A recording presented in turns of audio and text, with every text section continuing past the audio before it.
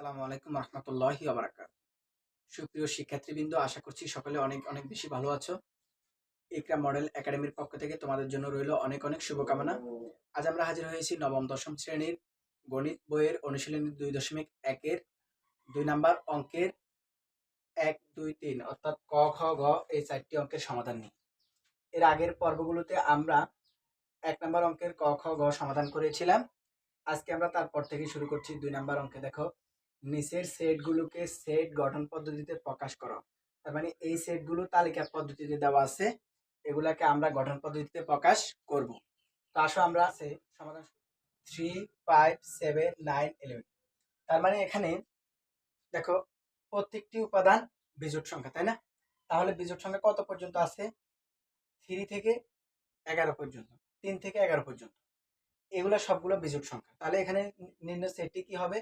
নির্ণয় সেটটি হবে 1 এর বড় এবং 13 এর ছোট বিজোড় সংখ্যার সেট।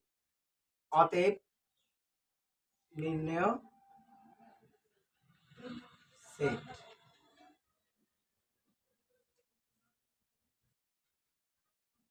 x এলিমেন্ট n, মানে একটা অজানা চলক ধরে নিলাম x এলিমেন্ট n, xটা হলো n এর সদস্য, যেন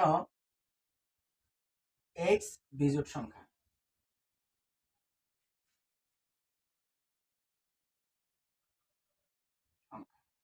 x কি সংখ্যা? বিজোড় সংখ্যা। এবং 1 গ্রেটার দেন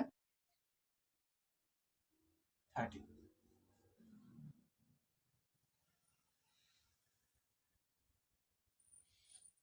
দেখো, x এলিমেন্ট n, xটা হলো n এর সদস্য, যেন x বিজোড় সংখ্যা। x কি সংখ্যা?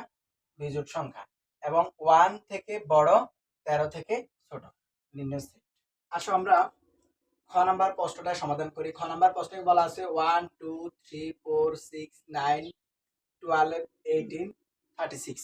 অর্থাৎ এখানে দেখো প্রত্যেকটা উপাদান 36 এর গুণনীয়। প্রত্যেকটা উপাদান কি? 36 এর গুণনীয়। তো অতএব নির্ণয় সেটটি হবে 36 এর। দেখো, নির্ণয় সেটটি হবে 36 এর গুণনীয়ক। তো 36 এর গুণনীয়কটা আমরা বলেছি x এলিমেন্ট n, অর্থাৎ xটা অবিচ্ছিন্ন চলক ধরে নিলাম, অজানা চলক ধরে নিলাম, এবং এলিমেন্ট n মানে n এর সদস্য হবে, এবং x হবে 36 এর গুণনীয়ক। ওকে, এটা ছিল আমাদের এই অঙ্কের আনসার। দেখো, এই অঙ্কটা আরেকবার আমি বুঝা দিচ্ছি। এখানে আমাদেরকে তালিকা পদ্ধতি থেকে গঠন পদ্ধতি নিতে বলছে। তো আমরা দেখলাম এই সেটগুলোর মধ্যে প্রত্যেকটা উপাদান হলো 36 এর গুণনীয়ক। এখন আমরা যেহেতু 36 এর গুণনীয়ক, তাহলে আমরা নির্ণয় সেটটি কি পাই? নির্ণয় সেটটি হবে 36 এর গুণনীয়ক। তাহলে x element n, natural x element n, যেন x 36 এর গুণনীয়ক।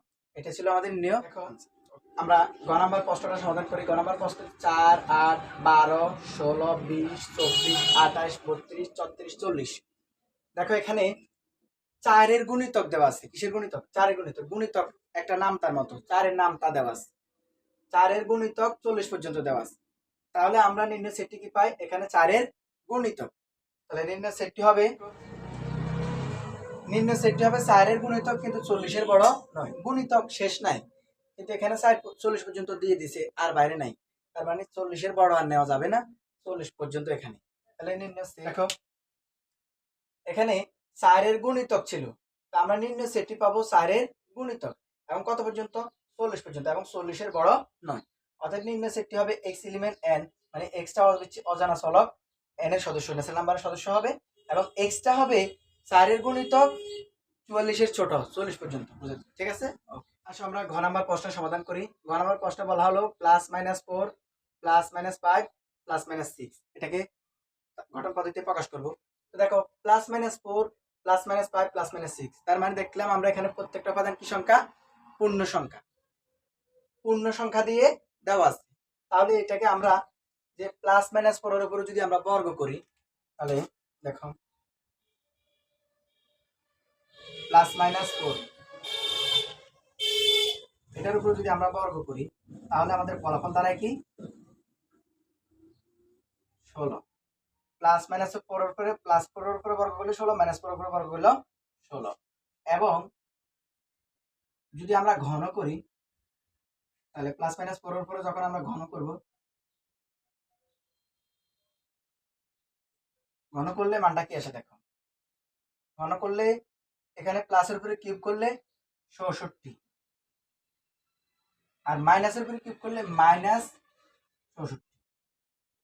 এটা প্লাসের ৬৪ প্লাস, তার মানে প্লাস মাইনাস ৬৪ হয়। কত হয়? Plus minus ৬৪। ঠিক একইভাবে যদি আমরা পাইপের উপরে করি,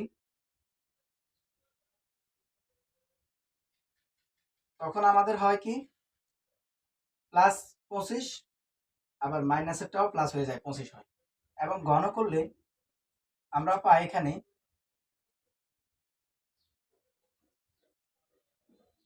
প্লাসের পাই কত ১২৫, মাইনাসের পাই কত তাও ১২৫। তার মানে প্লাস মাইনাস ১২৫ হয় এখানে, প্লাস মাইনাস ১২৫। আবার ৬ এর উপরে যখন আমরা করব, তাহলে এখানে প্লাস মাইনাসের উপরে যখন আমরা বর্গ করব তখন হবে ৩৬। এবং ঘন করলে আমাদের এখানে যদি আমরা প্লাস মাইনাস করি, প্লাস মাইনাস 6 এর উপরে ঘন করি, তাহলে আমাদের ফলাফল কি আসে? Plus minus ২১৬। দেখছো, মানে প্লাস মাইনাস ২১৬। তার মানে এখানে আমরা বুঝতে পারলাম যে সকল পূর্ণ সংখ্যার উপরে বর্গ করলে ফলাফল ১৬ অপেক্ষা বড় বা সমান হবে, আর ঘন করলে ফলাফল ২১৬ অপেক্ষা ছোট বা সমান হবে সেই সংখ্যার সেট। তাহলে দেখো, নির্ণয় সেটটি হবে যে সকল পূর্ণ সংখ্যার বর্গ করলে ১৬ এর সমান বা বড় হয় এবং ঘন করলে ২১৬ এর সমান বা ছোট হয় তাদের সেট। তাহলে নির্ণয় আমরা আরেকবার একটু বুঝে দিচ্ছি। দেখো, এই অঙ্কটার মধ্যে পূর্ণ সংখ্যা দেওয়া ছিল। পূর্ণ সংখ্যা কত দেওয়া ছিল? 4, 5, 6। অর্থাৎ যে সকল পূর্ণ সংখ্যা, এটার উপর আমরা বর্গ করলে মান আসে ১৬, এটার উপর বর্গ করলে মান আসে ৬৪, এটার উপর বর্গ করলে মান আসে ২৩৬, এবং ঘন করলে আসে ৬৪, ১২৫, ২১৬। তার মানে যে সকল পূর্ণ সংখ্যার উপরে বর্গ করলে মানটা আসবে ১৬ এর সমান বা বড়, এবং ঘন করলে মানটা আসবে ২১৬ এর সমান বা ছোট, সেই সকল সংখ্যার সেট। আমরা লিখেছি এক্স সাজ দ্যাট, যে এক্স এলিমেন্ট জেড, মানে এক্স টি পূর্ণ সংখ্যা, এক্স স্কয়ার মানে এক্স এর উপরে স্কয়ার দিলে মানটা হবে ১৬ এর সমান বা বড়, এবং এক্স এর উপরে কিউব দিলে মানটা হবে ২১৬ এর সমান বা ছোট। এই ছিল আমাদের আনসার। তো প্রিয় শিক্ষার্থীবৃন্দ, আজকের ক্লাস আমাদের এই পর্যন্ত ছিল। আগামী পর্ব দেখার জন্য তোমাদের সকলকে আমন্ত্রণ জানাচ্ছি। সে পর্যন্ত সবাই সুস্থ থাকবে, ভালো থাকবে। আল্লাহ হাফিজ।